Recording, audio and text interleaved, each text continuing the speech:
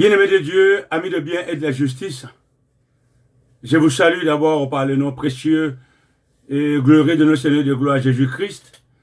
Je suis votre humble compagnon dans l'œuvre de Dieu. Je m'appelle Emmanuel et j'aimerais travailler la parole avec vous si vous me donnez ce petit temps. Je vais traiter du domaine du mariage, un domaine qui nous concerne pour beaucoup d'entre nous. Et je vais traiter un sujet très intéressant et d'actualité même, que j'intitule Le bonheur dans la relation du mariage. Allons dans la parole de Dieu, ouvrons nos Bibles dans Genèse 2. Ouvrons nos Bibles dans Genèse 2. Et je vais lire pour vous le verset 24. L'homme quittera son père et sa mère et s'attachera à sa femme et ils deviendront une seule chair. Ce passage introduit cet enseignement, comme je l'ai dit tout à l'heure, que j'intitule Le bonheur dans la relation du mariage. Et il est donc important d'avoir une perception très claire du mariage pour comprendre, pour mieux comprendre ce que c'est le bonheur dans cette relation du mariage.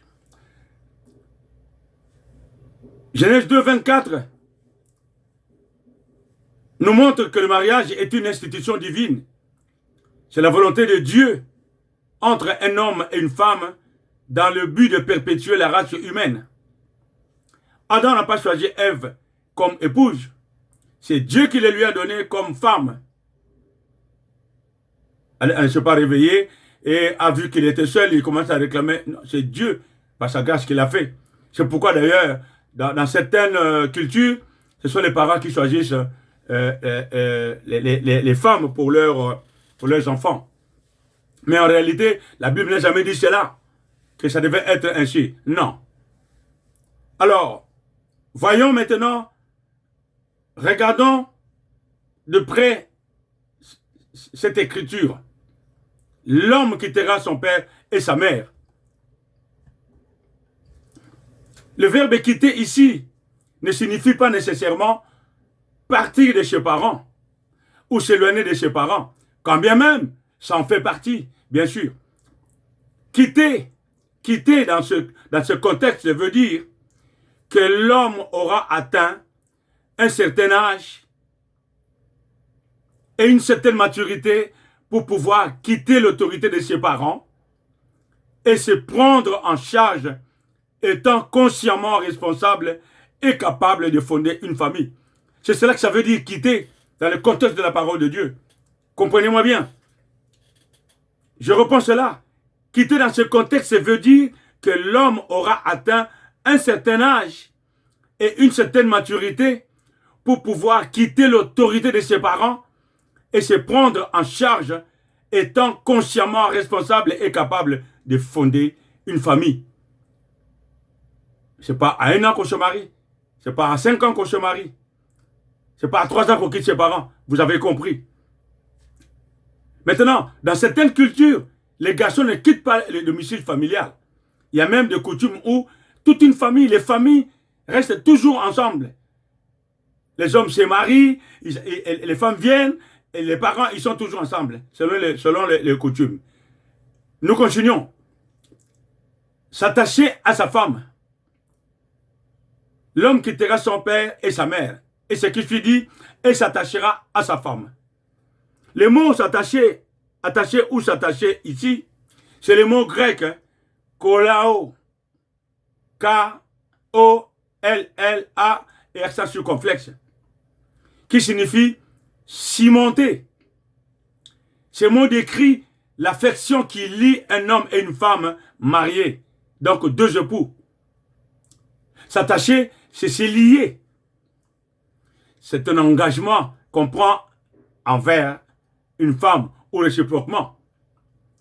Nous voyons par exemple dans la célébration du mariage, religieux ou même coutumier, il est toujours demandé aux époux de faire des vœux et des promesses qui les lient l'un à l'autre devant témoins. À commencer par l'homme de Dieu, les parents, la famille, les amis, ainsi de suite. Dans mon petit livre sur le mariage, que j'ai intitulé Les raisons bibliques de la bénédiction nuptiale. Tiens, beaucoup d'entre vous vous rappelez de ce livre, vous l'avez. C'est un merveilleux livre que je conseillerais surtout à ceux qui ne sont pas encore mariés et même ceux qui sont mariés pour une mise à jour. Vous voyez, j'ai traité de cela. Pourquoi les vœux, pourquoi les promesses? C'est là où nous voulons arriver aujourd'hui. C'est merveilleux. Je continue. Et ils deviendront une seule chair. Ceci est un mystère. Les époux resteront à jamais Monsieur Foulanou ou pour la femme Madame Songolo. Ça ne changera pas. Mais une seule chair, c'est spirituel. Un processus divin. C'est un processus qui se déclenche dans les cœurs, l'âme et l'esprit. Plus précisément dans l'âme et l'esprit. C'est un mystère. Mais vous qui êtes croyants, disciples, engagés dans la parole, vous comprenez, vous connaissez ces choses-là. Et dans l'âme, c'est le produit du fruit dans la progéniture. L'âme est dans le sang. Ça produit du fruit dans la progéniture. Tandis que dans l'esprit aussi, c'est le produit du fruit dans le fruit de l'esprit. On va y arriver, on va travailler cela très proprement aujourd'hui. Dans les fruits de l'esprit, qui une fois, quand le couple marche dans l'harmonie, se manifeste dans leur vie. Et cela permet au couple de vivre pleinement les promesses de Dieu dans la relation du mariage. Ainsi, mes bien-aimés, dans cet enseignement, nous allons travailler un merveilleux passage dans les Écritures qui se trouve dans les livres des Proverbes. Et je vais ensuite vous montrer la clé ouvre-bonheur dans la relation du mariage. Et enfin, nous allons travailler quelques conseils pour préserver ce bonheur. Quelques conseils pratiques. Je ne suis pas un conseiller hyper, je ne sais pas comment. Quelques conseils. Allons pour cela dans le livre des Proverbes. Nous allons travailler Proverbe 18. Proverbe 18, verset 22, il est écrit ceci. Celui qui trouve une femme trouve le bonheur. C'est une grâce qu'il obtient de l'Éternel. Celui qui trouve une femme trouve le bonheur. Ce n'est pas le contraire que l'homme qui trouve l'homme trouve le bonheur. La Bible, il est dit, celui qui trouve une femme trouve le bonheur. C'est une grâce qu'il obtient de l'Éternel. Mais si vous regardez bien, ce verset, au fait, va dans le sens de l'homme et de la femme. Mais si nous parlons de celui qui trouve une femme, nous allons décortiquer ce verset pour tirer le meilleur du cœur de Dieu dans la relation du mariage. Très important. Et ce sujet me tient à cœur pour diverses raisons que je me garde de ne pas exposer aujourd'hui. Nous vivons dans un monde avec des amis, la famille, ainsi de suite. Nous sommes confrontés à des situations qui vous poussent parfois à traiter des sujets ou à les travailler pour mieux les faire comprendre aux gens. Et en le faisant, quand nous enseignons, nous nous enseignons nous-mêmes. Chaque fois que j'enseigne, quand je revois ce que j'ai enseigné, c'est pas moi je ne me vois pas moi, c'est un autre qui parle. Ah, c'est merveilleux, vous savez la parole de Dieu. Nous avançons. Donc, nous allons décortiquer ce court verset pour tirer le meilleur du cœur de Dieu dans la relation du mariage.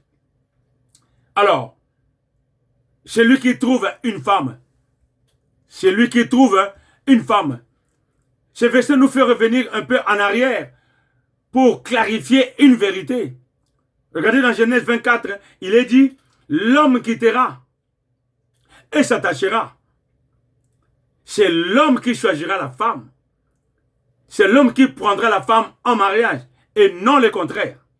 C'est pourquoi la parole dit dans 1 Corinthiens 13, 1 Corinthiens 11, verset 3, l'homme est le chef. Comprenez maintenant bien cela. Mais nous traiterons en détail toutes ces choses-là, l'homme est le chef, la femme, et ainsi de suite. Et vous comprendrez. L'homme est le chef de la femme.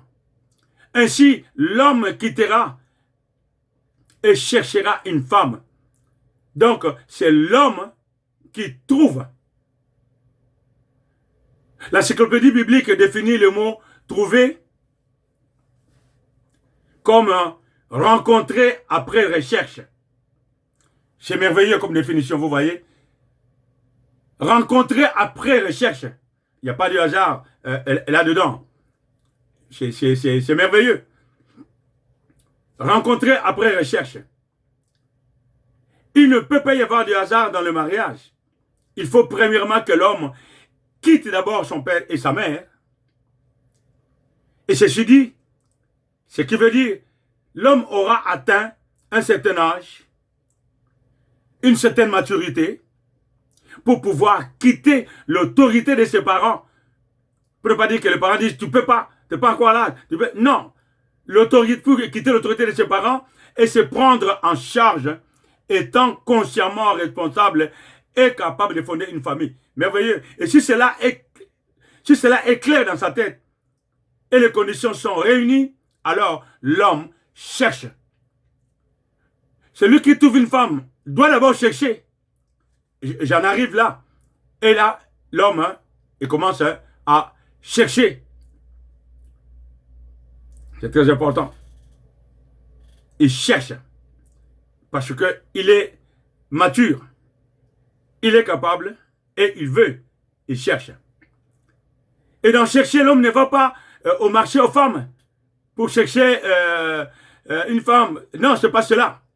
Ça veut dire que l'homme, comprenez-moi bien, le mot chercher ici, l'homme se prédispose à partir de ce moment-là à saisir toute occasion pouvant lui permettre de découvrir la femme de sa vie. Parce que il a déjà un certain âge, il a déjà atteint une certaine maturité pour quitter l'autorité des parents et se prendre en charge et être responsable. C'est là. C'est merveilleux. Il se prédispose pour cela. Et en se prédisposant, ce n'est pas, comme je vous l'ai dit, tâtonner ou un hasard. Il n'y a pas de hasard dans cela. Il y a une prédisposition. Alors, il exploite toutes les occasions relationnelles à sa disposition. Il s'est dit, il est temps que je trouve une femme pour la vie. Ah, j'ai ceci, je peux ceci, je sens que je suis seul. Il me faut une aide semblable. Et il se prédispose pour chercher une femme pour la vie. C'est merveilleux. Or, qu'est-ce que nous voyons aujourd'hui? L'homme n'a même pas encore quitté son père et sa mère qu'il veut déjà se marier. Secondo, il ne cherche pas de femme. Pour trouver, il faut chercher. Il ne cherche pas de femme. Mais il saisit une occasion qui se pointe en rencontrant une belle fille. Et surtout, emporté par l'émotion esthétique, la beauté. Une fille belle comme les jours. Et il se dit, ah, c'est la femme de ma vie. Et il veut se marier. Et très souvent, très souvent, ils mettent toujours la charrue avant le bœuf. Vous avez compris. C'est ce genre de mariage qui donne des mots, mais des mots de tête aux familles. Et sur 10 mariages qui partent dans ce sens-là, il y a 10 divorces. Assurés. Poursuivons avec le mot trouver. Nous venons de le voir. Ce mot veut dire rencontrer après recherche. Ceci implique un certain temps.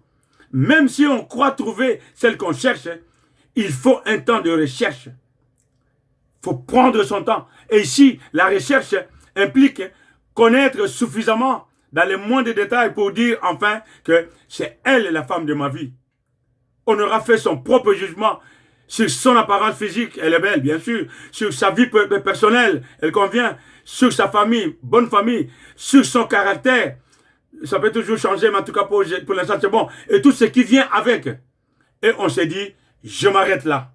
C'est la femme de ma vie. C'est merveilleux. C'est elle.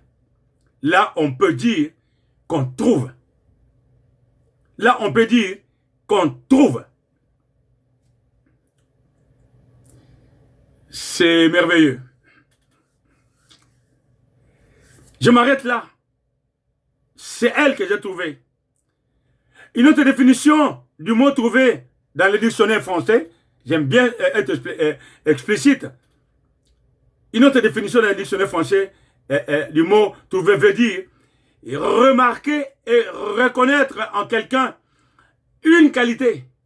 Remarquer et reconnaître en quelqu'un une qualité. Bonne ou mauvaise, hein? S'il vous plaît. Bonne ou mauvaise. Reconnaître une qualité. Ça, c'est vraiment bien. C'est beau comme définition car on reconnaît d'abord et on assume. On reconnaît et on assume.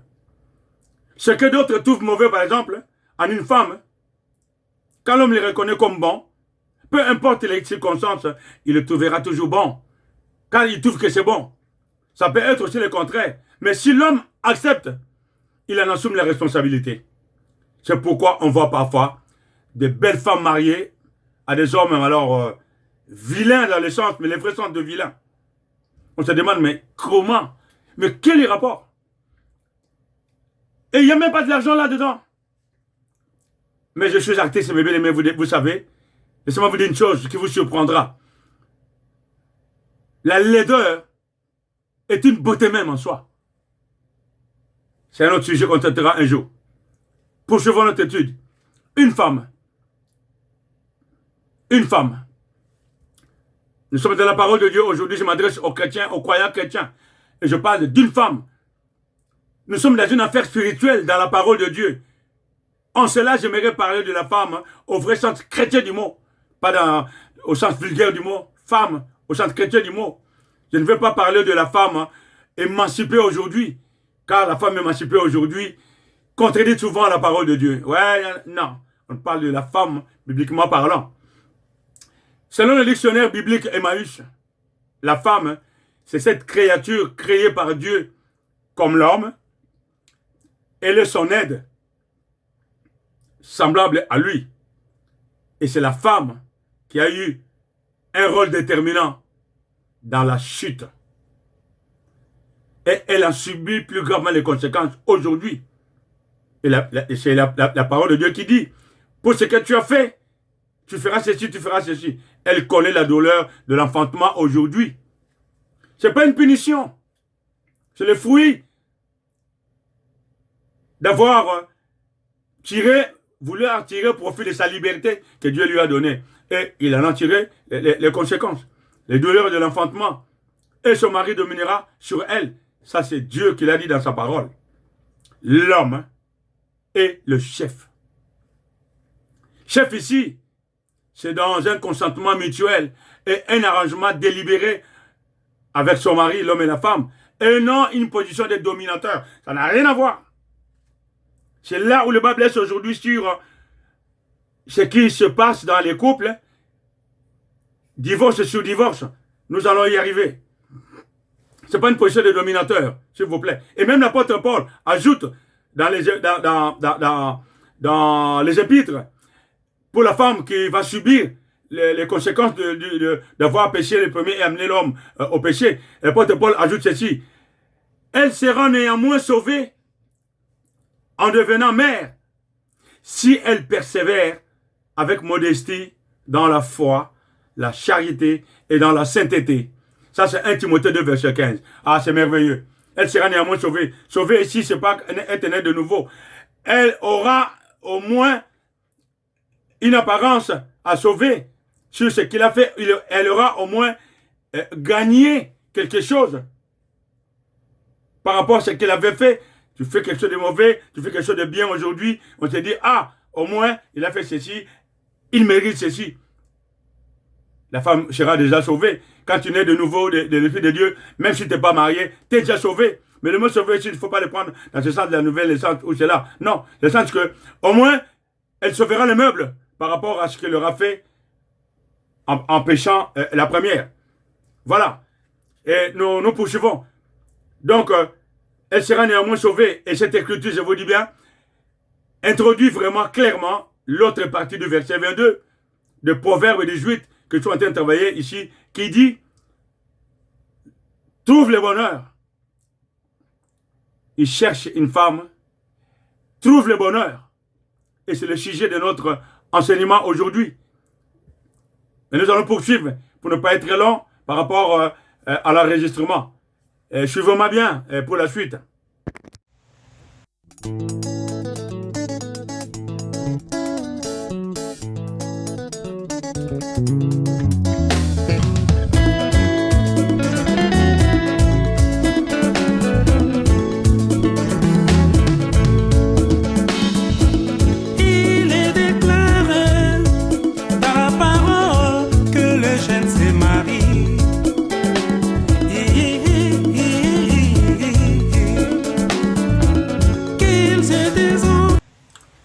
Donc, le bonheur, je disais, c'est le sujet principal de notre enseignement. Il doit être traité spécifiquement pour permettre, à ceux qui sont déjà mariés de reconsidérer et d'ajuster ou de faire la mise à jour dans leur relation. Et en même temps, de permettre aux non-mariés de considérer attentivement le cœur de Dieu dans la relation du mariage pour vivre le vrai bonheur. L'une des promesses de Dieu pour les croyants nés de nouveau. C'est merveilleux. Alors, selon le dictionnaire français, le mot bonheur veut dire un état heureux causé par une complète satisfaction. Un état heureux causé par une complète satisfaction. Merveilleux, vous voyez. Il est dit combler. Le mot combler ici, c'est le mot grec pléto, que beaucoup d'entre vous connaissent, le cours fondamental. Pléto, P-L-E-T-O, avec accent circonflexe, qui déborde. Combler, c'est une satisfaction qui déborde. Familièrement, on associe ce mot bonheur à la réussite et à la prospérité. Bonheur, c'est la réussite et la prospérité. L'argent, ceci, cela. Mais tout cela n'a rien à voir avec l'argent. Le bonheur n'a rien à voir avec l'argent, ni avec les richesses matérielles. Même les adages du monde le disent. L'argent ne fait pas le bonheur. Je ne vous l'apprends pas. Maintenant, pour un croyant chrétien, le vrai bonheur commence par trouver une créature qui deviendra la mère de ses enfants. Celle qui persévère avec modestie dans la foi, dans la charité et dans la sainteté. Nous allons vers le vrai sens du bonheur. C'est le premier et le plus grand bonheur dans le bonheur que procure la femme à l'homme. Elle doit être chrétienne, croyante et chrétienne. Si le mari est chrétien ou vice-versa. Elle doit avoir, la femme qui suppose être le bonheur de la femme, elle doit avoir la persévérance en étant simple, modeste, presque effacée, mais avec une foi ferme. Une charité. Le mot charité, vous le connaissez, l'amour de Dieu dans l'intelligence renouvelée en pratique. Une foi ferme, une charité sans faille et une sainteté exemplaire. La sainteté ici, c'est l'état de se forcer, de se garder pur dans sa conscience et dans sa marche. Ah, c'est merveilleux. Celui qui trouve une femme trouve le bonheur. C'est là où nous sommes aujourd'hui. Il ne s'agit pas de voir le bonheur d'abord sur le plan matériel. Sinon, la formule échoue. Bonheur, argent, belle voiture. Vous échouez d'avance. La formule ne marchera pas. Je vous dis une chose que je partage personnellement. Avant, depuis notre mariage avec mon épouse, j'ai placé l'une de ces photos de mariage, l'une des photos de mariage de mon épouse, une photo où elle était seule, dans notre chambre à coucher. Et j'ai écrit sur cette photo, Proverbe 18, 22. Le certificat du mariage est au-dessus. Et je vois cette photo chaque jour, chaque fois que je rentre dans la chambre. Si c'est 10 fois par jour, si c'est 20 fois, si c'est 1 an, 2 ans, jour après jour que je fais une entrée dans notre chambre, je vois cette photo. Je ne peux pas sortir de ma chambre sans que je vois cette photo parce qu'elle est là, je la vois. Combien de temps? Combien de temps? Dieu merci que la qualité de cette photo est bonne, elle n'a pas vieilli. Je la vois. Mais avant, je me posais, parfois, hein, je me posais cette question de savoir, mais en quoi est-ce que j'ai trouvé le bonheur en cette femme? Surtout quand les choses n'allaient pas bien entre nous. Vous savez, il y a des moments où ça tape de gauche à droite. La grande gueule d'un côté et de l'autre. Et l'une des réponses que je me donnais à moi-même, le bonheur, j'ai dit, ah oui, elle m'a fait des beaux enfants. Mais après, quand j'ai dit des enfants, je disais, et après? Les enfants auront leur vie. Mais moi, mon bonheur là, il est où? Et après? Difficile de répondre, n'est-ce pas? Et quand on pense aussi à de nombreuses fois, de nombreux moments tordus et tendus où nous pouvons être chacun dans ses positions, quand ça va mal, entre monsieur et madame, on se dit parfois, est-ce que c'est ça le bonheur? C'est ça que la Bible dit, qui trouve une femme trouve le bonheur. Quand c'est tendu, quand ça ne va pas, quand ça décide mal, quand on a... On se dit parfois, c'est ça le bonheur. Et je me disais comme ça, moi qui vous enseigne aujourd'hui la parole. Difficile de répondre. Mais ce n'est qu'au fil des temps que je me suis rendu compte qu'elle est un bonheur pour moi. Elle est un bonheur pour moi. Je regarde autour de moi combien d'amis, de frères, de sœurs qui sont divorcés. Des fois pour un rien.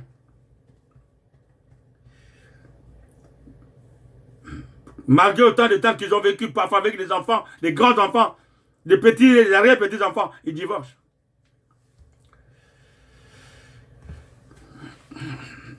C'est triste, mais c'est comme ça. Ce bonheur est d'abord les fruits. Ça, je parle de ma femme. Quand je me demandais comment, et j'ai trouvé le bonheur, cette femme, mon épouse, dont la photo est dans notre chambre, que je regarde tous les jours, je me disais, il est où le bonheur? Je l'ai trouvé au fil des temps.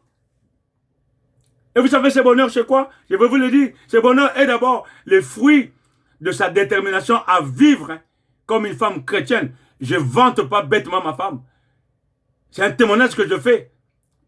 Elle est la première à recevoir cet enseignement. Je ne dis pas n'importe quoi. C'est un témoignage. Je le dis bien. Le fruit de sa détermination à vivre comme une femme chrétienne. Dans la persévérance, étant simple. Beaucoup la connaissent. Modeste. Presque effacée. Mais avec une foi ferme. Une charité qui est l'amour de Dieu dans l'intelligence renouvelée. En pratique, ça sent bien sûr que nul n'est parfait, c'est vrai. Je ne dis pas qu'elle est parfaite, loin de là. Mais c'est plutôt dans son effort de se garder pure dans sa conscience et dans sa marche. Et elle aime son mari. Elle m'aime. Et je l'ai vu au fil du temps. C'est ça mon bonheur. Là où la réaction était, hier où la réaction était, mais alors... comment je peux dire, instantanée et sèche. Aujourd'hui, elle est retenue. Là où elle ne mettait même pas le nez dans ce que je voulais entreprendre. Aujourd'hui, elle est la première à croire, adhérer et à mettre l'argent. Je dis, elle met l'argent en premier. Mais ce n'est pas le bonheur, l'argent. C'est cette application de la parole. C'est cette modestie. C'est cette détermination de vivre comme une femme chrétienne. Cette persévérance, cette simplicité, cette modestie. C'est ça qui fait cela. Elle-même, en plus de cela, c'est merveilleux. Et cela me pousse à vouloir faire qu'elle trouve aussi le bonheur à moi. Comme elle m'a choisi comme mari. Je m'efforce qu'elle trouve aussi le bonheur à moi. C'est vice-versa, mes bien-aimés. Elle me supporte aujourd'hui. Elle supporte. Elle apprécie mes qualités, mais elle me supporte aussi dans mes défauts. J'ai le bonheur. Autant que je veux qu'elle l'ait aussi. Donc le bonheur dont il est question est un partage entre l'homme et la femme. Certains hommes n'y croient, n'y voient que leur intérêt personnel. Et il ne cherche pas à partager cela. Et le sens unique dans un couple est un virus qui use une porte ouverte à tous les esprits diaboliques, des divisions, des séparations, des divorces. Comprenez-moi bien. Mais dans le bonheur, il y a des hauts et des bas aussi, qu'il faut savoir gérer et supporter. Je n'ai jamais parfait, loin de là, vous savez. Je reviendrai dans la dernière partie de notre enseignement. Donc je poursuis. C'est une grâce qu'il obtient de l'Éternel. Il cherche et trouve une femme. Il trouve le bonheur. Et c'est une grâce qu'il obtient de l'Éternel. La grâce ici doit nous rappeler le don que Dieu a fait à Abraham. Rappelez-vous, dans Genèse, je l'ai dit, ce dernier ne s'est pas plaint pour que Dieu lui fasse une aide semblable. C'est Dieu lui-même qui a jugé qu'il n'était pas bon qu'il soit seul. Vous voyez? Même aujourd'hui, quand bien même nous choisissons nos femmes, il reste néanmoins vrai que c'est toujours une faveur divine que de trouver une bonne femme. Une femme est la femme de sa vie. C'est toujours une faveur divine. Nous devons les reconnaître. Vous voyez? Car si Dieu n'est pas au centre de cette affaire, les choix qu'on fait peuvent venir des sentiments, de la négligence, de la précipitation, des passions de la jeunesse, etc. Nous allons poursuivre. Et je vous ai dit que nous allons travailler 3 parties dans cet enseignement.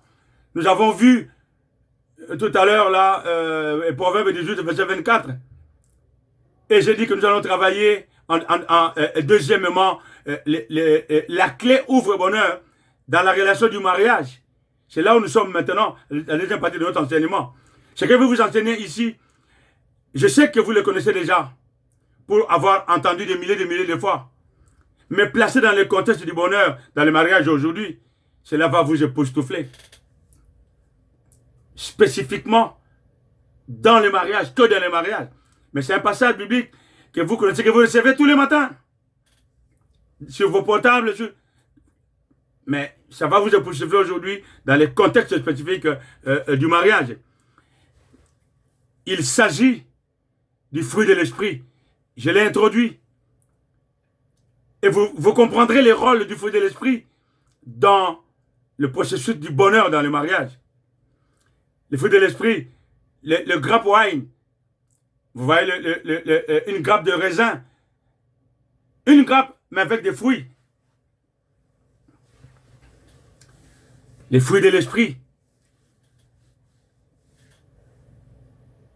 La clé ouvre bonheur dans la relation du mariage. Dans le fruit de l'esprit, bien aimé, le premier fruit ou le premier élément de cette grappe de raisin qui illustre le fruit de l'esprit, c'est l'amour. C'est l'amour. Le premier élément, nous allons le voir. Nous allons y arriver, vous allez voir. Le premier élément, comme j'ai dit tout à l'heure, c'est l'amour. Ce mot amour est tellement banalisé dans la relation du mariage aujourd'hui, tel qu'il est prononcé juste à titre, je dirais, échappatoire. Chérie, je t'aime. Chérie, je t'aime. Juste sur les lèvres, pour flatter ou pour camoufler un problème. L'amour dans le grappe wine est la clé par excellence pour que les autres fruits existent. Sans ce premier élément, les autres fruits ne poussent pas. Dieu l'a mis en premier. L'amour. Allez dans Matthieu. Allez avec moi dans Matthieu 22. Pour comprendre cela. Le verset 36 dit ceci. S'agissant d'un docteur de la loi qui a voulu prouver Jésus, ce n'était pas pour connaître, non. C'était une tentation. Il voulait toujours chercher des problèmes. Ce n'était pas pour connaître. Parce qu'il savait qu'il aurait la réponse. Mais ce n'est pas la réponse qu'il voulait. Le verset 36 maintenant. Et cet homme de la loi demande à Jésus, 36, Maître, quel est le plus grand commandement de la loi? Jésus lui répondit, Tu aimeras le Seigneur ton Dieu de tout ton cœur, de toute ton âme et de toute ta pensée. Et la suite dit ceci, c'est le premier et le plus grand commandement. Et voici le verset 39, et voici le second qui lui est semblable. Tu aimeras ton prochain comme toi-même. Merveilleux, merveilleux. Ce passage introduit les fruits de l'esprit que nous allons travailler aujourd'hui. Le Seigneur a dit, premièrement, c'est le premier et le plus grand. C'est quoi? L'amour. D'abord Dieu. Ensuite, tu aimeras ton prochain. Le premier et le plus grand. Et le second qui lui est semblable. C'est comme le premier, il lui est semblable. Tu aimeras ton prochain. Et attention, je vous rappelle cela, je l'ai déjà entendu une fois. La femme n'est pas votre prochain. Votre femme n'est pas votre prochain. C'est là où nous nous trompons. Et nous ouvrons les portes pour que nous n'ayons pas le bonheur. Votre femme n'est pas votre prochain. Nous l'avons vu au début. Il est dit quoi? Et il deviendra comment? Une seule chair. Votre femme, c'est vous-même. C'est une partie de vous. Bien sûr que vous restez monsieur Foulano. Je ne suis pas contre. Et madame reste toujours madame Songolo, comme moi je suis monsieur Emmanuel. Et ma femme reste toujours Déoda. Mais nous sommes un. C'est un mystère, comprenez-le. Donc votre prochain commence par autre chose que votre femme. Votre femme ne fait pas partie du prochain. Elle est déjà vous. C'est pourquoi quand vous regardez cela, vous comprendrez qu'il y a à gagner du bonheur dans la relation du mariage. Ce n'est pas à travailler cela aujourd'hui. Allons dans Galates 5 pour mieux travailler cela. Galates 5, le verset 22, il est dit ceci. Mais le fruit de l'esprit, c'est l'amour, la joie, la paix, la patience, la bonté, la bénignité, la fidélité, la douceur et la tempérance. La loi n'est pas contre ces choses. Hey, regardez ceci, regardez ceci. Dans le grand poème, il dit tout à l'heure, le premier et le plus grand commandement. Dans Matthieu. Et regardez dans le grand poème, il est dit quoi? Le premier c'est quoi? Le premier mot, c'est quoi? L'amour. Merveilleux. L'amour. Qui de vous, dans une relation de mariage, peut prétendre avoir le bonheur, peut prétendre avoir la joie, peut prétendre avoir la paix, la patience, la bénignité, la fidélité, la douceur, la tempérance, s'il n'y a pas d'amour? Sans amour, quelle patience aurez-vous? Sans l'amour dans un couple, quelle joie aurez-vous? Vous ne produirez aucun fruit de l'esprit. Je suis désolé. Le bonheur dans la relation du mariage. Bien aimé, ce que je suis en train de travailler avec vous aujourd'hui. Regardez le contexte. Ah, c'est merveilleux. Le premier mot, l'amour. C'est merveilleux. C'est la clé. Ouvre le bonheur par excellence. Mais attendez, s'il vous plaît. Attendez. Attendez. Vous avez le bonheur. Vous avez la clé. C'est la clé. Ouvre le bonheur par excellence. L'amour. Vous avez le bonheur. Vous avez la clé qui ouvre la porte. Mais ouvrez la porte du bonheur. Comment? Ah, ça c'est la suite. C'est là où nous sommes arrivés. Je vais y aller et arriver avec vous. C'est là. Le bonheur, il est là. Vous avez la clé. Mettez la clé et ouvrez. Combien de gens... C'est comme si on vous faisait cadeau d'une belle voiture. Hyper équipée. Tous les matins. Astiquer, astiquer, astiquer, astiquer, ça brille. Vous ouvrez la porte, vous rentrez. Vous mettez toujours la clé, vous êtes là. Après, vous sortez. Oh. La voiture ne partira jamais seule. Il y a même ceux qui se permettent bêtement de pousser la voiture. Il laisse la clé, il sort, il prend à côté de la portière, il pousse la voiture. Il souffre à pousser la voiture jusqu'à monter les montagnes et revenir le soir. Les gens, on le prend pour un fou, mais attendez. C'est ce qui se passe dans nos couples aujourd'hui. Dans la relation du mariage. C'est ce qui se passe aujourd'hui. Je vais passer des heures et des heures avec ça. Non, non, non, non. Il y a plus stupide que stupide qui préfèrent souffrir en poussant la voiture sans monter dedans. C'est ce que font certaines personnes. Souffrir plutôt que de tourner la clé. Tourner la clé ici, c'est quoi? La clé porte-bonheur ici, c'est la mise en pratique de l'amour. Vous avez le bonheur. La porte elle est là et tout dedans. Mettez la clé tournée. Pour vivre le bonheur. C'est la mise en pratique de l'amour qui est la clé du bonheur. Ce n'est pas le dire, l'enseigner, le crier, envoyer de la parole à des gens. C'est bien, vivez-le. La mise en pratique de l'amour, c'est rien d'autre que ça. C'est l'application de tout ce qui est écrit dans 1 Corinthiens 13, du verset 1 au verset 8. Vous connaissez ce verset par cœur. Nous l'avons récité dans notre communion des années durant, parce que ça faisait partie du thème de l'année, je ne sais pas quelle année encore là, et je ne suis pas là-dedans pour aujourd'hui. Et c'était dans l'intérieur. Mais aujourd'hui, je le mets dans le contexte du mariage. C'est la clé ouvre bonheur.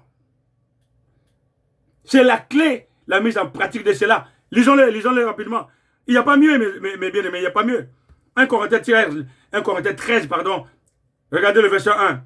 Quand je parlerai les langues des hommes et des anges, si je n'ai pas la charité, je suis un air qui résonne ou le cymbale qui retentit.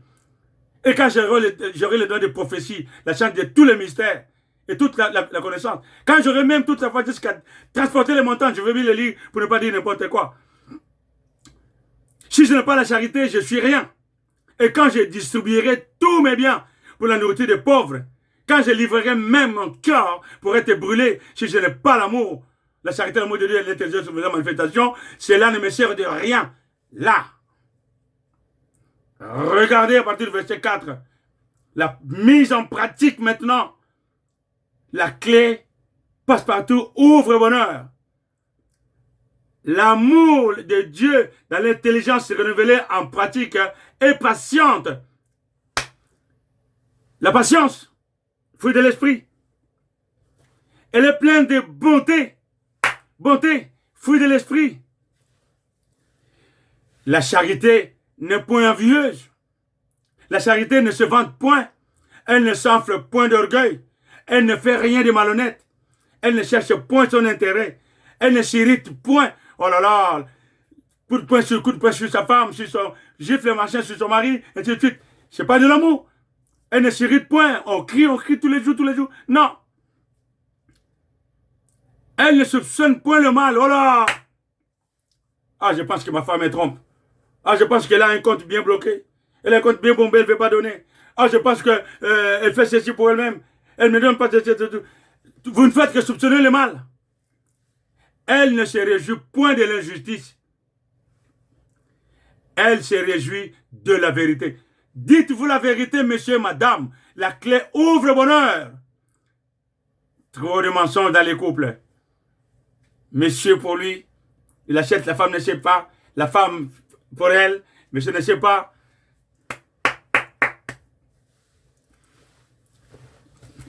Elle excuse tout. Ah, pour demander des excuses. C'est toute une montagne à franchir pour certains. Je ne vais pas trop m'attarder là-dessus. Je lis carrément pour vous. Elle croit tout. Chérie, tu sais, nana, chérie, je te crois. Chérie, est-ce que tu penses que tu ne vois pas que je fais... Quoi? Non, tu mens. Non, non, non. Elle croit tout. Croit. C'est dur, hein? Et c'est dur, hein? Elle espère tout. Voilà. Espérez. Dieu vous montrera. Elle supporte tout. Ça, c'est pas donné à tout le monde. C'est donné qu'aux croyants qui croient à la parole. Et c'est pas donné, et c'est pas facile non plus. Hein. C'est pas ce que j'ai dit. Ça demande d'être costaud, vaillant. La charité ne périt jamais. L'amour de Dieu dans l'intelligence renouvelée ne périt jamais. Les prophéties prendront fin. Les langues cesseront. La connaissance disparaîtra. L'amour, tant que nous vivons, l'amour est là. L'élément ouvre. Bonheur par excellence. Bien-aimé. Donc le bonheur, c'est la mise en pratique de l'amour. Il n'y a pas mieux. Vous ne trouverez jamais mieux. Je ne vais même pas faire de commentaires. La Bible, 1 Corinthiens 13, le verset 1, verset 8, s'interprète d'elle-même. La Bible s'interprète elle-même. Quel commentaire voulez-vous que je fasse? Quand la parole dit que l'amour supporte tout, l'amour croit tout, espère tout, vous voulez quelle explication? J'en trouve pas. C'est clair. Vous ne trouverez pas mieux. La Bible est claire là-dessus. Réaliser du verset 4 au verset 8, c'est vraiment électrisant. Du verset 4 au verset 8, c'est électrisant, placé dans le contexte de l'amour. C'est merveilleux, à suivre. Je passe maintenant à la troisième partie. Quelques conseils, comme je vous l'ai dit, quelques conseils pratiques pour vivre le bonheur dans le mariage. Ici, je ne vais pas faire une morale pédagogique où vous citez des versets bibliques que vous recevez presque tous les matins et tous les soirs.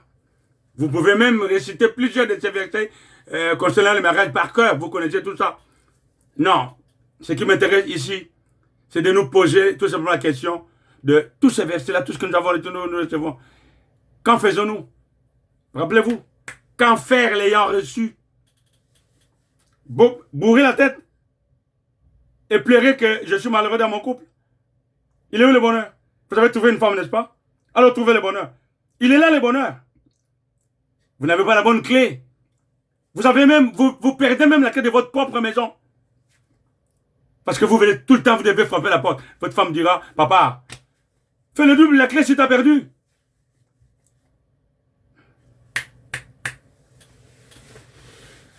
Ah, mon Dieu, c'est merveilleux. Qu'en faire l'ayant reçu? Je m'adresse premièrement aux couples mariés. Certains sont de vieux couples, d'autres sont récents, et ensuite je m'adresserai aux prétendants, aux aspirants. Alors, pour les vieux couples, le bonheur n'a soit jamais existé, soit a vieilli, ou se cherche encore. Il n'y a jamais eu de bonheur. Ou le bonheur était là, mais dissipé, vieilli. Ou il cherche encore. Dans tous les cas, le remède est le même. Le premier conseil que je donnerai dans ces trois catégories, suivez-moi bien sûr dans la phase pratique, c'est de ne pas faire semblant. On ne fait pas semblant dans le bonheur, dans le couple.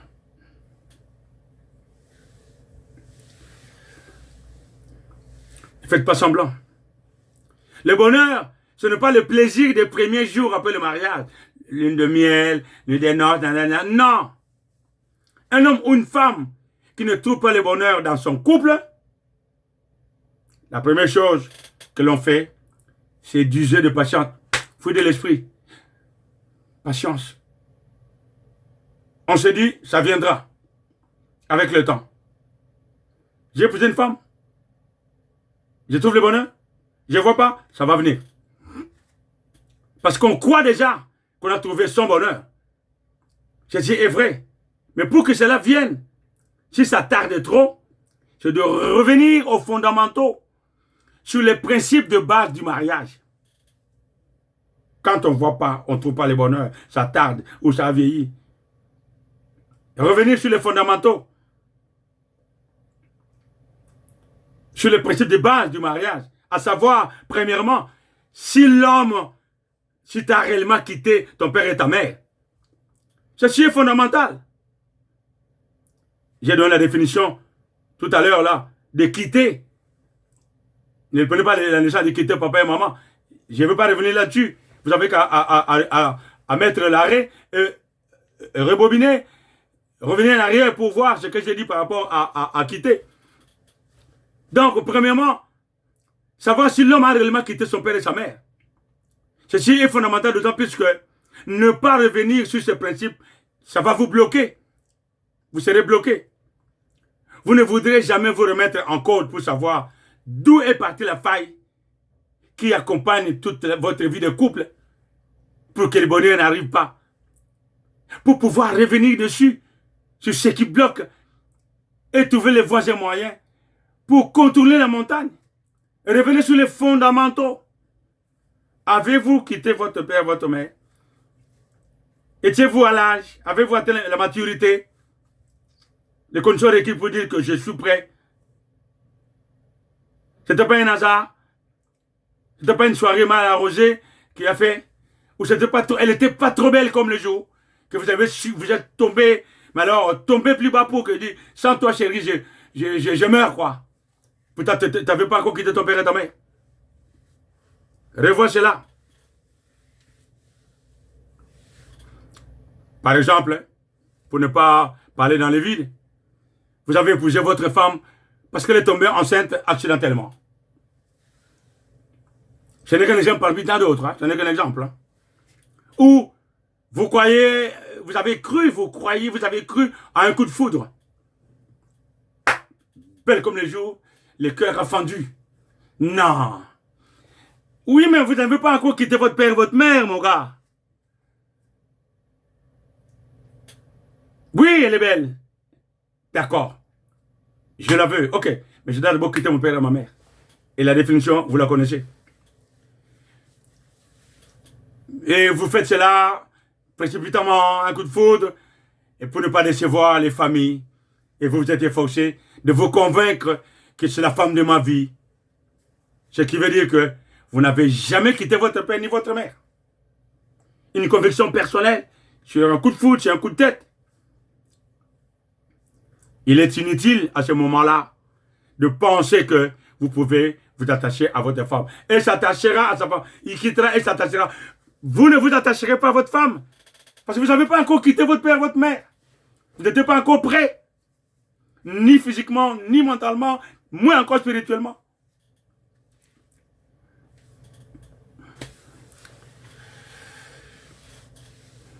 Non. Il est inutile à ce moment-là de penser que vous pouvez vous attacher à votre femme. Vous ferez semblant pendant des années et des années. Mais dans votre subconscient, vous vous dites toujours que ce n'était pas vraiment elle qui était faite pour vous. Ou vous n'étiez pas faite l'un pour l'autre. C'était qu'un accident. C'était qu'un hasard. C'était ceci, cela. Mais vous êtes encore là, vous voulez rester ensemble. Il est où le bonheur? Et pourtant, il est toujours possible de reprendre la démarche. Cherchez à savoir qu'est-ce qui fait toujours renaître ce passé dans votre intelligence. Ça peut être l'incompatibilité d'humeur dans certains domaines de votre vie conjugale. Ça peut être les problèmes financiers, surtout. Ça peut être la conception, pas d'enfant, ceci, cela. Et ça peut aussi être les virus familiaux qui tapent partout. Et ça peut aussi être les aléas de la vie que je ne citerai pas ici. Ils sont trop nombreux. Recensez-les tous. Chacun de son côté, monsieur, madame, dans un esprit de douceur, fruit de l'esprit, rappelez-vous, et de conciliation avec un désir ardent d'oublier comment nous nous sommes mariés pendant que nous n'étions pas prêts ou faits l'un pour l'autre. Mais nous sommes quand même mariés. Ne mettez pas les enfants au centre de cette affaire pour dire que je ne peux plus rien faire quand je pense aux enfants. On a déjà des enfants, 7 enfants, mais je ne peux pas, ça fait malheur sur malheur. Et vous vous dites, sous-entendu bien sûr, je préfère vivre malheureux ou malheureux pour la femme, mais à cause des enfants, je ne divorcerai jamais. Pendant ce temps, au lieu du bonheur, c'est le malheur à vie. Je connais des parents qui ont vécu des années des années et des années qui ont vieilli dans leur couple en étant ensemble des années durant. Mais ils étaient déjà séparés. Dans les apparences, ils étaient là, papa, maman, avec les enfants. Ils étaient déjà séparés, des fois même 30 ans. Je jamais dormi ensemble, 30 ans. Mais devant les gens, ils faisaient semblant. Et vous voyez que papa, maman faisaient semblant. Il y en a un qui était malheureux. Il y a même ceux qui quittent. L'un ou l'autre quitte l'autre, parfois prématurément, parce que il peut pas faire ceci, parce que ça va déranger la famille, ça va ceci, cela. Et dans son malheur, il vit son malheur. Non! C'est démodé, ça. Pour une famille chrétienne, non. Mais pourtant, ça se fait encore jusqu'à aujourd'hui. Je suis désolé, ça se fait encore jusqu'à aujourd'hui. C'est le malheur à vie. Je ne divorcerai jamais parce que nous avons des enfants. C'est terrible. Deuxième conseil, bien aimé, je suis dans le conseil aujourd'hui. Maintenant, ne faites pas semblant de vivre le bonheur pour sauver les apparences. Ne faites pas semblant pour sauver les apparences. C'est vous qui en paierez les conséquences. Traitez toujours dans un bref délai ce qui vous rappelle que vous auriez dû épouser une autre femme ou un autre homme pour la femme. Traitez toujours. Ne gardez pas traiter. Ça peut être dans le caractère ou dans les circonstances spontanées. Dites-vous instantanément que vous l'avez aimé pour le meilleur et pour le pire, que tout est possible. Il suffit d'y mettre le paquet. Point. Et c'est possible. Vous vivez. Ça peut être dur, ça peut être des années. Je vous ai parlé de la photo de ma femme. Je disais, quand ça va mal, mais les bonheurs, les bonheurs. 2 jours après, bon, ça passe, et tout de suite. Mais aujourd'hui, je ne pose pas cette question-là. Ça fait longtemps que je pose plus cette question. Les bonheurs, il est là. C'est pas l'argent. C'est pas l'argent. C'est pas le bien matériel, c'est autre chose. Ceux qui me connaissent, qui peuvent voir que chez moi, ils savent. Je ne vante pas voir quoi, qu'est-ce que nous avons. Mais nous avons le bonheur. Les enfants, les fruits de l'esprit, et un effort délibéré, d'un commun accord, pour pouvoir faire cette cure-là de jouvence dans la parole de Dieu. 1 Corinthiens 13, le verset 4, verset 8. Réalisez cela, je ne vais pas trop traîner. Vous allez comprendre. Dites-vous instantanément que vous l'avez aimé pour le meilleur et pour le pire. Que tout est possible. Si on y met le paquet. Dans ma culture, on dit, dans ma culture, que de mon village, de mon père, ma mère, on dit ceci. On n'a pas fini de vous créer tant que vous n'êtes pas encore mort. Que je le dise vraiment comment mon père le disait. Vous voulez que je dise en anglais? Ouais, non, ça suffit. Parce que l'anglais, on n'a pas fini de vous créer si vous n'êtes pas encore mort. Ce qui est impossible aujourd'hui peut l'être demain, après-demain, ou dans la seconde qui suit. Avançons mes bien-aimés. Troisième. Je dois arrêter pour ne pas... Je bénirai et mettrai une fille si merveilleuse sur ta route que tu pourras mieux comprendre ma bonté, mon amour, car je suis ton Dieu. Au début, Dieu me créa comme une femme dans le paradis terrestre. Que l'homme ne se parle point ce que Dieu a uni pour l'éternité. Je ne voulais pas être trop long pour permettre que ça ne bloque pas. Je suis au troisième. Ne redites pas trop. Ne récitez pas trop les versets bibliques à votre conjoint en cas de problème. Mon mouvement, qu'est-ce que ceci dit? Voilà la parole de Dieu. Dieu a dit sa parole. Je dis, oui, la parole. Ne récitez pas trop les versets bibliques en cas de problème. Vivez vous-même ces versets et vous verrez qu'elle aussi les mettra en pratique. Vous ne parlez pas, vous ne citez pas les versets, mais vous vivez ces versets. Le jour où vous citerez, elle sait déjà que ça y est, c'est dans la poche. Tant que vous ne traitez pas sérieusement dans le calme un sujet de discorde, les versets bibliques seront sans effet. Point. Arrêtez d'abuser de l'autorité de chef. Là, comprenez-moi bien. Arrêtez d'abuser de l'autorité des chefs. L'homme est le chef de la femme ne veut pas dire qu'il a toujours raison. Et il doit dominer sur son conjoint. Non. Et la femme doit arrêter de faire le bras de fer avec son mari. Une femme chrétienne croyante ne doit pas le faire. Parce qu'elle dit souvent que, hé, papa, nous sommes plus au 1er siècle. Où l'homme a toujours raison, la femme doit se plier. Non, non, non, non. Hein, et nous sommes à l'ère de la femme émancipée. Émancipée? Vous savez ce que c'est, ce mot veut dire, femme émancipée? Appelez-moi, je vous dirai, le vrai sens de la femme émancipée. Verset biblique à l'appui. Nous ne sommes pas au 1er siècle. Les deux, l'homme et la femme, doivent savoir que ce n'est pas un duel. Ce n'est pas un duel entre l'homme et la femme.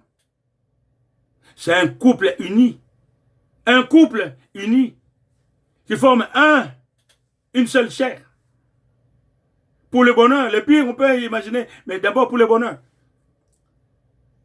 La femme, le bonheur. Ce n'est pas un bras de fer.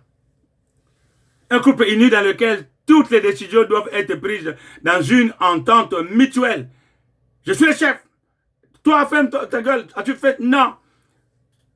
L'homme et le chef de la femme, c'est dans une entente mutuelle et dans un consentement délibéré. Vous constatez des choses délibérément, vous voyez les choses, vous traitez. Le mari ne doit pas cacher des choses à sa femme et vice-versa.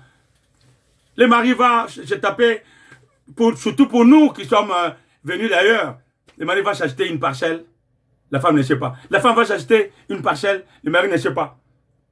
La femme envoie des millions chez ses parents, le mari ne sait pas. Le mari envoie des millions chez ses parents, sans compter ceux qu'il envoie à des petites giginettes là.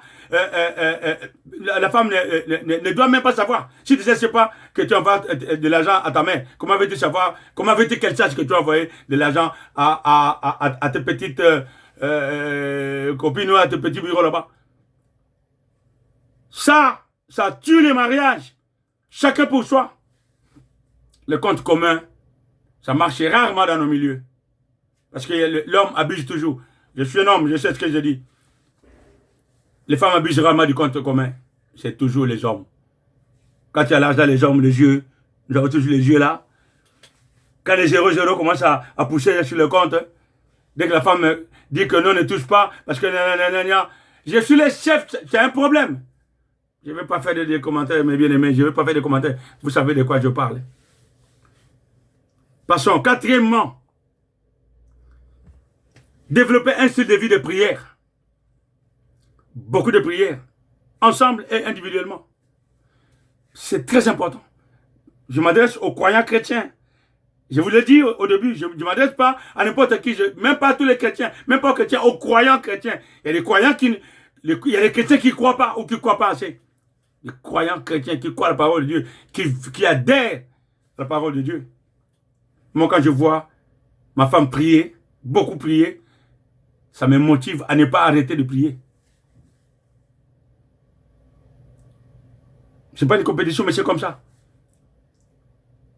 L'un et l'autre, nous nous motivons, nous prions. Développer ce style de vie de prière, c'est très important. Et surtout, associez vos grands-enfants, si vous en avez, dans un partenariat spirituel. Ils font partie du bonheur, les enfants. Approchez-vous toujours des gens, croyants ou pas, hein, que vous trouvez modèle dans ce domaine du mariage. Ils peuvent vous apporter des conseils, ils peuvent vous apporter leur expérience. C'est très important, surtout les croyants. Ne soyez pas enfermés en vous-même, il y a un problème, une situation, que vous voulez. Si vous êtes capable, oui. Dans le cas échéant, eh bien, ça se casse jusqu'au jour où ça éclate et puis on n'en parle plus. Donc, approchez-vous toujours des couples que vous trouvez modèles. Je ne dis pas couple parfait, hein, mais modèle. De 5. Cinquième conseil. Les enfants font partie du bonheur d'un couple. Occupez-vous-en très sérieusement. Là-dessus, j'ai trop à dire. À chacun de prendre ses responsabilités. Les parents. Les enfants. Occupez-vous-en. Ça pose des problèmes aussi parce que l'un ne s'occupe pas trop d'enfants, des enfants.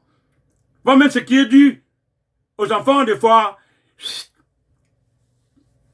pas de commentaires. Vous savez de quoi je veux parler. Prenez votre responsabilité. En harmonie, l'un et l'autre au sujet des enfants, vous vivez certainement le bonheur. Vous vivez le bonheur. Peu importe certains échecs dans certains domaines de la vie de couple. C'est jamais parfait.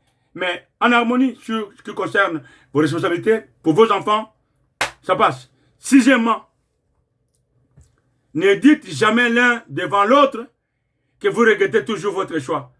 Ah si, je savais que je n'allais pas t'épouser. Moi non plus, je n'allais pas t'épouser. Avec cette gueule-là que tu as, je ne sais même pas comment j'ai pu avoir un homme comme toi. J'ai pu aimer un homme comme toi ou une femme comme toi. Vilain moche que tu es. Ne dites jamais ça. Même sous la colère. La femme te dira, tu m'as aimé, tu disais que j'étais un ange. Comment je deviens moche aujourd'hui? Non, ne dites pas ça. Ne dites jamais devant l'un et l'autre d'avoir regretté votre choix. Cette parole est un virus très destructeur du bonheur. Le regret, si je savais.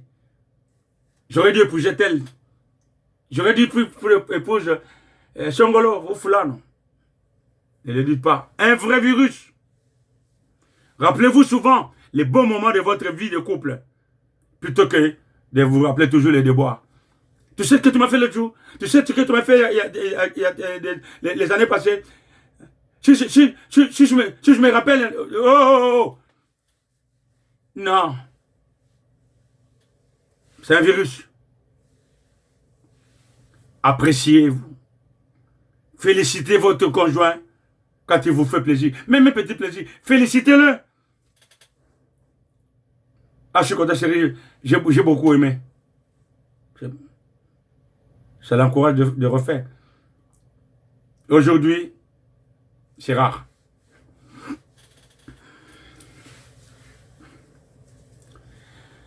Nous avançons le 7e et le dernier conseil que je vais donner aujourd'hui.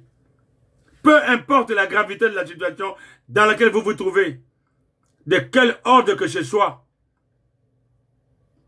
relativisez toujours.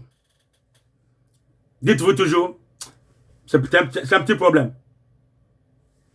Vous allez dire, ah, comment ça? Une sérieuse situation comme ça, relativisez mes bien-aimés. Dites toujours, c'est un petit problème. C'est un petit problème, dites-le. Et vous verrez qu'aussi grand pouvait être un problème, il deviendra comment? Petit. Il deviendra petit. Quand vous relativisez. Ceci veut dire quoi? Qu'en disant que c'est un petit problème, on prend un engagement personnel de tout mettre en œuvre pour le résoudre. C'est ça que ça veut dire que c'est un petit problème. Je m'en occupe. Et tu mets les paquets. Le gros problème devient un petit problème. Et même dans la conscience, dans le calme, hein, un problème qui pouvait même mener au divorce, ou à la séparation, ou à la cassure de la famille, devient tellement petit que il ouvre même les portes de la joie, parce qu'il y a l'amour qui ouvre la porte à tous les autres éléments du fruit de l'esprit. Oh, bien aimé, c'est beau, quoi. Prenez un engagement. Si on ne relativise pas, on grossit les problèmes et on se donne les raisons pour ne pas l'affronter. Il est où le bonheur à ce moment-là? Et il finira par vous usurper votre bonheur. Je vais vous prescrire une ordonnance maintenant là. Notez-le. C'est une ordonnance que je vous prescris aujourd'hui. Pour sauvegarder et retrouver et garder votre bonheur. Voici l'ordonnance. Ne me dites pas que je devais docteur Emmanuel. Non. Ordonnance. 1 Corinthiens 13, verset 4 à 8. Matin, midi, soir. Ordonnance. 1 Corinthiens 13. Du verset 4 au verset 8. Matin, midi, soir. Premier comprimé. Deuxième comprimé. Un parler en langue. Focalisez sur la situation qui vous préoccupe ou pour les joies que vous avez, pour le maintien de l'ordre, pour maintenir la joie, la paix dans votre famille. Matin, midi, soir. Je reprends l'ordonnance que je vous prescris aujourd'hui. 1 Corinthiens 13, verset 4, verset 8, matin, midi, soir. Un parler en langue, instantanément. Focaliser sur la situation, matin, midi, soir. Si dans 48 heures, vous n'avez pas de résultats, la Bible est un mensonge. Je m'arrête là. Je continue pour finir avec les non-mariés. Je vous ai dit, les conseils pour les mariés et les aspirants. À suivre. Mes bien-aimés, frères et sœurs, amis de bien et de la justice, vous n'êtes pas obligés de parcourir cet enseignement de bien à la fin. Prenez votre temps. J'ai sectionné. Prenez votre temps. Ne soyez pas pressés par le temps. En ce qui concerne les aspirants ou les futurs époux, le plus grand conseil que je donne ici, c'est de commencer par le début. D'abord, suivez-moi bien, vu que vous n'êtes pas encore marié. Commencez par le début. Quittez d'abord votre père et votre mère avant de vous attacher à une femme. Quittez d'abord votre père et votre mère. Et la définition de quitter, je ne la récite pas. Revenez pour voir ce que j'ai dit. Et vous pouvez dire maintenant que je vais me marier. Le reste viendra naturellement et proprement. 1. De 2. Vous êtes croyant chrétien? Je suis croyant chrétien. Ok. Épousez une femme croyante chrétienne. Je ne dis pas d'épouser un chrétien ou une chrétienne. Non. Car il y en a partout les chrétiens et les chrétiennes. Mais je parle de croyants chrétiens ou croyantes chrétiennes. Car il y a des chrétiens qui ne croient pas ou pas assez pour mettre la parole de Dieu en pratique. Ils trouvent toujours des excuses de ne pas pratiquer la parole. Ils trouvent des excuses. Ils trouvent même des gens qui disent que la parole, aujourd'hui, bon, je crois, mais demain, non, ce ne sont pas des croyants. Et toi, tu es jeune ou tu veux épouser une femme, tu es croyant chrétien, un conseil, épouse une croyante chrétienne.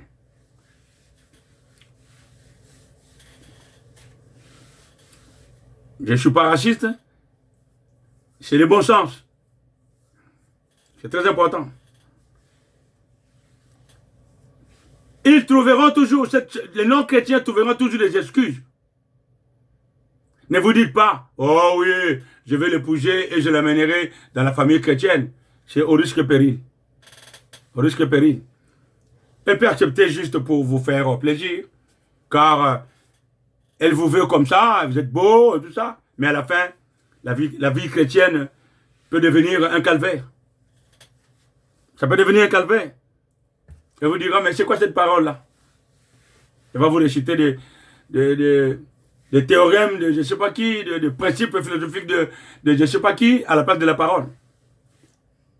Épouser une femme chrétienne, croyante. 1 Corinthiens 7, le verset 13, parle de l'homme qui est déjà dans la parole et de nouveau, mais dont le mari n'est pas encore croyant. Ça, c'est une autre chose. Par son caractère, par comment elle vit, elle peut ramener son mari dans la parole. Ce n'est pas ça que ça dit. Tu n'es pas encore marié. Un conseil, toi jeune. Jeune, c'est pas seulement jeune. Il y a aussi ceux qui sont divorcés, qui veulent encore se remarier. Il est temps, ils sont encore des jeunes à ce moment-là. Saisissez l'occasion de ce conseil. Voilà. Donc, ça n'a rien à voir avec celui qui est déjà marié. Un non-croyant peut avoir tous les composants du grape wine, mais ce n'est pas un fruit de l'esprit. La base, l'amour, le fruit de l'esprit, la clé ouvre, passe-partout, ouvre le bonheur. Vous pouvez me dire, mais l'amour, ce n'est pas seulement les croyants. La patience, ce n'est pas seulement les croyants. Les ceci, cela, ce n'est pas les croyants. Quelqu'un qui n'est pas né de nouveau de l'Esprit de Dieu ne peut pas produire les manifestations les fruits de l'Esprit. Ça peut être des qualités qui peuvent être spontanées. Elle peut par exemple avoir la patience. Elle n'est pas croyante. Vous l'aimez, elle peut avoir la patience. Mais la patience, elle est patiente, attend le moment où elle va vous tromper. Elle est patiente, elle prend son temps, elle attend le moment où elle va vous bombarder une parole. Et on vous trouvera dans votre salon, la tête inclinée, AVC. Mais elle était patiente. C'est un fou de l'esprit? Non. Attention. Tel que nous voyons aujourd'hui dans les couples, combien d'hommes, de femmes ne sont pas dans ces cas-là? Il ou elle peut vous chuchoter à l'oreille à longueur des années. Chérie, je t'aime, chérie, je t'aime. Mais il n'aime que votre argent. Il n'aime que vos richesses, parfois. Point. Ou parfois, c'est à cause d'un élément de votre famille, de sa famille, qui fait qu'il est là. Mais il n'y a pas d'amour. Au moins, des mouvements, il vous torture. Ou elle vous torture. Et où il est où le bonheur? Nous sommes dans le bonheur dans la relation du mariage. Nous passons toute notre vie dans la relation du mariage. Et sans bonheur, quel calvaire. Vivez le bonheur, mes bien-aimés, avec vos épouses à la maison. Vous les jeunes, épousez des femmes, quittez vos parents, épousez des femmes. Prenez le temps, cherchez. Et quand vous trouvez, c'est le bonheur. Et pour vous, pour vos enfants, et pour les familles. C'est merveilleux. Mais si vous épousez quand même un non-croyant, soyez capable de supporter tout ce qui vient avec. Sinon, vous passerez toute votre vie sans aucun bonheur. Enfin, pour terminer, même ayant quitté son père et sa mère, ne soyez pas pressés de vous attacher à une femme. Prenez le temps. Prenez vraiment le temps de voir clair pour enfin vous engager pour la vie. Voilà mes amis, vous qui êtes jeunes, le bonheur, ce n'est pas la satisfaction matérielle, c'est d'abord spirituel. Il y a des couples avec un revenu très modeste, mais qui vivent incroyablement le bonheur, plus que les gens de beaucoup de moyens. Pas de commentaire. En gros, quand un couple produit beaucoup de fruits de l'esprit,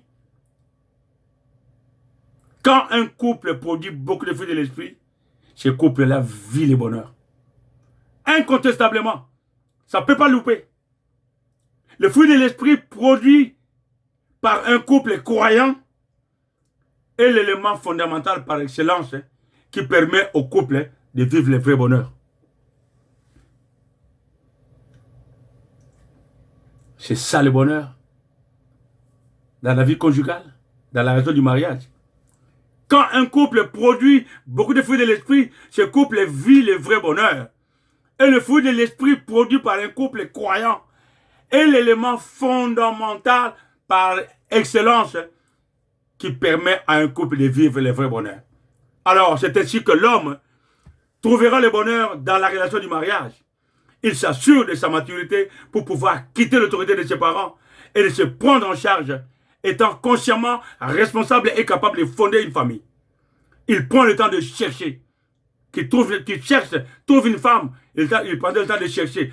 Pas d'improviser pour un désir charnel, éphémère, emporté par la volupté de l'émotion esthétique pour descendre les pieds sur terre dans un état mental déglingué, délabré, déréglé. Non.